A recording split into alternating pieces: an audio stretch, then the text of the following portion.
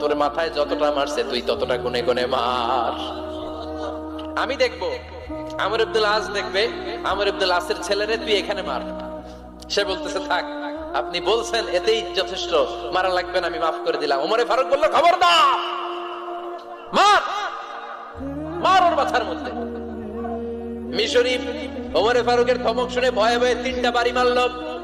এই বাড়ি মারা দেখেও ওমরে ফারুকের হৃদয় ঠান্ডা হয় নাই। লজ্জায় আমর ইবনুল আস, বয়স হয়ে গিয়েছে সাহাবা, মাথা তখন টাক, মাথায় চুল নাই, লজ্জায় মাথাটা হেট হয়ে মাথাটা নিচু করে রেখেছে। এবার রাগের চোটে ওমরে ফারুক বললেন, এবার আমর ইবনুল আসের টাক মাথার মধ্যে একটা মার। মার! কেন ছেলেকে শিক্ষা দিতে পারে নাই? ইয়া আমর ইবনুল আস, মাতা জাআলতুমুন নাস আবিদা, তোমরা কখন মিশরীদেরকে নিজেদের দাস বানায় নিলা? ওয়াকাদ ওয়ালাদাতুহুম উম্মুহুম আহরারা, আর ওদের মায়েরা তো ওদেরকে স্বাধীন সন্তান